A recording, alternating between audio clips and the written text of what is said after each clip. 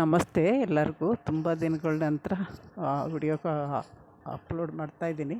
ಎಲ್ಲರೂ ಚೆನ್ನಾಗಿದ್ದೀರಾ ಅಂದ್ಕೊಂಡಿದ್ದೀನಿ. ನಾನು ಚೆನ್ನಾಗಿದ್ದೀನಿ. ಸ್ವಲ್ಪ ಮೈಯಲ್ಲಿ ಸುಸ್ತಿದೆ, ಹುಷಾರಿರಲಿಲ್ಲ. ಅದು ಬೇರೆ ಮನಸ್ಸು ಸರಿ ಇರಲಿಲ್ಲ.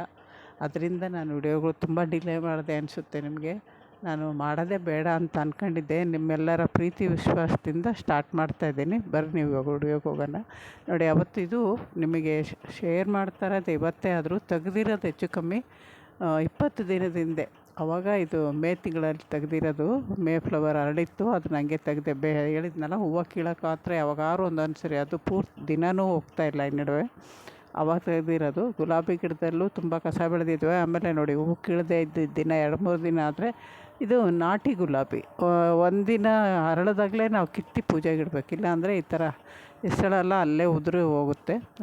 ಅದರಿಂದ ನೀವು ರೋಸ್ ವಾಟ್ರ್ ಅಂತಾರಲ್ಲ, ಅದನ್ನು ಮಾಡ್ಕೊಬೋದು. ಇದು ನೋಡಿ, ಇವಾಗ ಅರಳಿದೆ, ಇದು ಪೂಜೆಗೆ ಇಡ್ಬೋದು. ಇವತ್ತು ಇದು ಉದುರಲ್ಲ.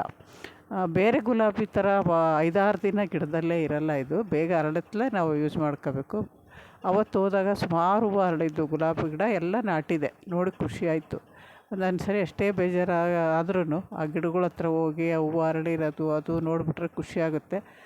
ಇದು ಡಬಲ್ ಪೆಟಲ್ ಆರೆಂಜು, ಲಾಲ್ಬಾಗಿಂದ ತೊಗೊಂಬಂದಿದ್ದು ಅವಾಗ ಶೋ ಇದ್ದಾಗ. ನಾನು ಮಹೇಶ್ ತಗೊಬಂದಿದ್ವಿ. ಅದು ಹೋಯ್ತಂತೆ, ನಂದು ಬದುಕಿದೆ. ತುಂಬ ದಿನ ಆದಮೇಲೆ ಸರ್ವೈವಲ್ ಆಯ್ತದು. ಇದು ಇವತ್ತು ದಾಸವಾಳ ಅರಳಿರೋವು ಇವು. ದಿನ ಹೂವು ಅರಳುತ್ತೆ. ನಾನು ದಿನ ಹೋಗಲ್ಲ, ದಿನವೂ ವಿಡಿಯೋ ಮಾಡಲ್ಲ. ಇವಾಗ ಮತ್ತೆ ನೀವು ಕಮೆಂಟೆಲ್ಲ ಹಾಕಿದ ಮೇಲೆ ನಾನು ವಿಡಿಯೋ ಮಾಡೋಕ್ಕೆ ಸ್ಟಾರ್ಟ್ ಮಾಡಿದೆ. ಹೋದಾಗ ಖುಷಿಗೆ ಯಾವ್ದಾದ್ರು ರೇರು ಅಥವಾ ಹೊಸಾದು ಬಿಟ್ಟಾಗ ಒಂಚೂರು ಸಣ್ಣದು ವಿಡಿಯೋ ಮಾಡಿ ಇಟ್ಕೊಂಡಿರ್ತೀನಿ. ಅವೆಲ್ಲ ಸೇರಿಸಿ ಇದು ಹೆಚ್ಚು ಕಮ್ಮಿ 2-3 ದಿನದ ವಿಡಿಯೋ ಅನಿಸುತ್ತೆ ನನಗೆ. ಅಷ್ಟಾಗಿ ನೆನಪಿಲ್ಲ, ತುಂಬ ದಿನ ಆಯ್ತಲ್ವ ಅದು. ಇದು ನೋಡಿ, ಇದು ಪರ್ಪಲ್ಲು ದಾಸವಾಳ. ಇದು ಇವತ್ತು 2 ಅರಳಿತ್ತು. ಸಾಮಾನ್ಯ ಯಾವಾಗಲೂ ಇದು ಒಂದೊಂದೇ ಅರಳುತ್ತೆ. ಇವತ್ತು 2 ಅರಳಿದ್ದು ನೋಡೋಕ್ಕೆ ಖುಷಿ ಆಯಿತು. ಆಮೇಲೆ ಇದು ಅಷ್ಟೇ, ಇದಂತೂ ಒಂದು ಸರಿ ಹೂವು ಬಿಟ್ಟಾದಮೇಲೆ ಒಂದು ವಾರ 10 ದಿನ ರೆಸ್ಟಲ್ಲಿ ಇರುತ್ತೆ. ಅದಾದಮೇಲೆ ಮತ್ತೆ ಹೂವು ಸ್ಟಾರ್ಟ್ ಆಗುತ್ತೆ. ತುಂಬ ದೊಡ್ಡ ಹೂವು ಬಿಡುತ್ತೆ. ಇದು ಹೈಬ್ರಿಡೇ, ಆದರೆ ಗಿಡ ತುಂಬ ಚೆನ್ನಾಗಿ ಫಾಸ್ಟಾಗಿ ಹೊಂದ್ಕೊಳ್ಳುತ್ತೆ. ಅದರಿಂದ ಖುಷಿ. ಅದು ನಮ್ಮ ತಂಗಿ ಮನೆಯಲ್ಲೂ ನಾನು ಅವ್ರ ಊರಿಂದನೇ ನರ್ಸರಿಲಿ ತಂದುಕೊಟ್ಟಿದ್ದೆ. ಆದರೆ ಅವ್ರ ಮನೆಗೆ ನೀರಿಗೂ ಅಥವಾ ಬಿಸಿಲಿಗೂ, ಅಲ್ಲಿ ತುಂಬ ಬಿಸಿಲಲ್ವ, ಅದರಿಂದ ಹೈಬ್ರಿಡ್ ಗಿಡಗಳು ಅವಳ ಹತ್ರ ಯಾವುದೂ ಬದುಕೇ ಇಲ್ಲ. ಎಲ್ಲ ನಾಟಿವು ಇದ್ದಾವೆ ಇವಾಗ. ಇದು ನಾಟಿದು. ಇದು ಎಣ್ಣೆ ಮಾಡೋಕ್ಕೆಲ್ಲ ಉಪಯೋಗಿಸ್ತೀವಲ್ಲ, ಎಲ್ಲರಿಗೂ ಗೊತ್ತಿರೋದು ಆಲ್ಮೋಸ್ಟು. ಇವಾಗ ಸ್ವಲ್ಪ ದಾಸವಾಳ ಕಮ್ಮಿಯಾಗಿದೆ. ಇಷ್ಟು ದಿನ ಅವ್ರು ಕೀಳ್ತಾ ಇದ್ರಲ್ಲ, ನೋಡ್ತಿದ್ದೆ, ತುಂಬ ಬಟ್ಲು ತುಂಬಾ ಹೂವು ಬರೋವು. ನಾನು ಅವಾಗ ವಿಡಿಯೋ ಮಾಡಲಿಲ್ವಲ್ಲ, ಬಟ್ಲಲ್ಲಿ ಕಿತ್ತಿರೋದು ಏನು ಮಾಡೋದು ಅಂತ ಸುಮ್ಮನೆ ಇದ್ದೆ. ಅವತ್ತು ಬಂದಾಗ ನೋಡಿ ಇದು. ಆಮೇಲೆ ಇದು ಬಾರ್ಬರಸ್ ಚೆರ್ರಿ. ಇವತ್ತು ಒಂದು 2 ಹಣ್ಣಾಗಿದ್ದು ತೊಗೊಂಬಂದಿದ್ರು ಅವರು. ಹಣ್ಣಾದಾಗ ತಂದುಬಿಡ್ತಾರೆ ಕೆಳಗಡೆ. ಬಿಳಿ ನೇರಳೆನೂ ಅಷ್ಟೇ, ತೋರಿಸ್ತೀನಿ ಮುಂದೆ ಬರೋ ವಿಡಿಯೋಗಳಲ್ಲಿ. ಆಗೊಂದು ಈಗೊಂದು ವಿಡಿಯೋ ಮಾಡಿಟ್ಟಿದ್ದೀನಿ. ಇವಾಗ ವಾಯ್ಸ್ ಕೊಟ್ಬಿಟ್ಟು, ಇವತ್ತೇ ವಾಯ್ಸ್ ಕೊಟ್ಟು ಹಾಕ್ತಾಯಿರೋದು ನಾನು ನಿಮಗೆ. ಸರಿ, ಇವತ್ತಲ್ಲ, ನಿನ್ನೆ ವಾಯ್ಸ್ ಕೊಟ್ಟು ಇವತ್ತು ನಿಮ್ಗೆ ಅಪ್ಲೋಡ್ ಮಾಡ್ತಾಯಿದ್ದೀನಿ. ಇವತ್ತಿಂದ ನನಗೆ ವಾರಕ್ಕೊಂದು ಅಥವಾ 2 ನನ್ನ ಕೈಲಿ ಎಷ್ಟಾಗುತ್ತೋ ಅಷ್ಟು ವಿಡಿಯೋ ಮಾಡ್ತೀನಿ. ಈ ನಡುವೆ ಮಳೆ ಶುರುವಾಗಿದೆ. ರೈನ್ ಲಿಲ್ಲಿ ನೋಡಿ, ನಾನಿದ್ದರೆ ಅದು ನೆನ್ನೆ ಹರಳಿರೋ ಹೂವೆಲ್ಲ ಕೀಳ್ತಿದ್ದೆ. ಪಾಪ ಇವ್ರಿಗೆ ಬೆಳಗ್ಗೆ ಹೊತ್ತು ಆಫೀಸ್ಗೆ ಹೋಗೋ ಅರ್ಜೆಂಟು, ಅಲ್ಲಿ ಕ್ಲೀನ್ ಮಾಡೋದು, ನೀರು ಹಾಕೋದು ಎಲ್ಲ ಇರುತ್ತೆ, ಬೇರೆ ಕೆಲಸ. ಮಳೆ ಬಂದಿನ ನೀರು ಹಾಕೋದೇ ಇರೋಲ್ಲ ಅಷ್ಟೇ. ಅಂಜೂರ ಹಣ್ಣಿಂದು ಕೂಡ ತುಂಬ ಚೆನ್ನಾಗಿ ಸೆಟ್ ಆಗಿದ್ದಾವೆ. ನೀವು ಕಂಡಾಗೆ ನಾನು ಗಾರ್ಡನೆಲ್ಲ ಕ್ಲೀನ್ ಮಾಡಿ ಗೊಬ್ಬರ ಕೊಟ್ಟಮೇಲೆ ವರ್ಮಿ ಕಾಂಪೋಸ್ಟು ಚೆನ್ನಾಗಾಗಿದ್ದಾವೆ. ಅದಾದಮೇಲೆ ನಾನು ಲಿಕ್ವಿಡ್ ಕೊಡೋದು ನಿಮಗೆ ಎಷ್ಟೋ ಸರಿ ಶೇರ್ ಮಾಡಿದ್ದೀನಿ. ಅದಾದಮೇಲೆ ಮಳೆ ಶುರುವಾಯಿತು ಅಂತ ಯಾವ ಲಿಕ್ವಿಡು ಕೊಟ್ಟಿಲ್ಲ. ಆಮೇಲೆ ದೊಡ್ಡ ತರಕಾರಿಗೆ, ಬಳ್ಳಿ ಗಿಡಗಳಿಗೆ, ಹಣ್ಣಿನ ಗಿಡಗಳಿಗೆ ಮಾತ್ರ ದಿನ ಬಂದಿರೋ ಕಿಚನ್ ವೇಸ್ಟು ಗಿಡದ ಬುಡದಲ್ಲಿ, ಅಂದರೆ ಹಂಗೆ ಡೈರೆಕ್ಟ್ ಹಾಕಲ್ಲ ನಾನು. ಸೈಡಲ್ಲಿ ಮಣ್ಣು ತೆಗೆದ್ಬಿಟ್ಟು ಮಣ್ಣಲ್ಲಿ ಹಾಕ್ಬಿಟ್ಟು ಆಮೇಲೆ ಮೇಲೆ ಮಣ್ಣು ಮುಚ್ತೀನಿ. ಮಲ್ಲಿಗೆ ಹೂವು ಅಂತೂ ಹೋದ ವರ್ಷ ಮೇಲೆ ಕೆಲಸ ನಡೀತಾಯಿತ್ತು, ಸಿಮೆಂಟ್ ಇದ್ದು ನಾನು ಮಲ್ಲಿಗೆ ಹೂವು ಸರಿ ಬರಲಿಲ್ಲ ಅಂದೆ.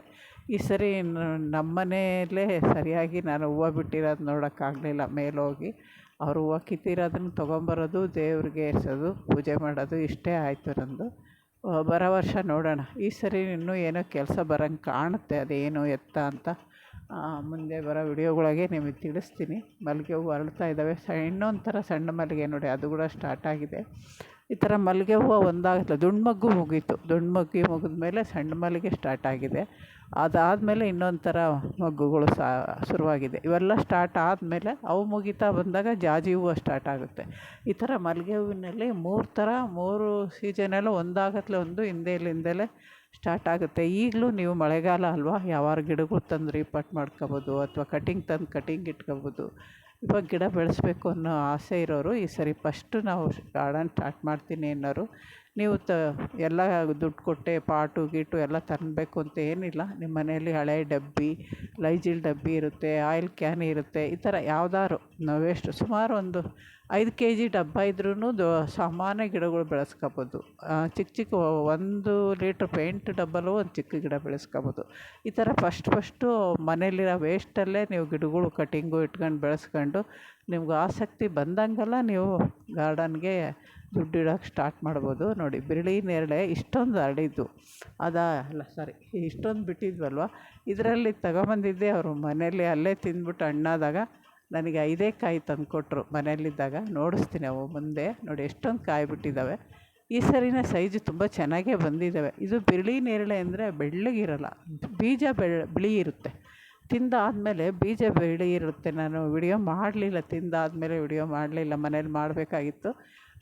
ಇದು ಹಣ್ಣಾದಾಗ ಯಾವ ಥರ ಗುರುತಿಸೋದು ಅಂದರೆ ಒಂಥರ ರೋಜಾ ಕಲರ್ ಆಗುತ್ತೆ.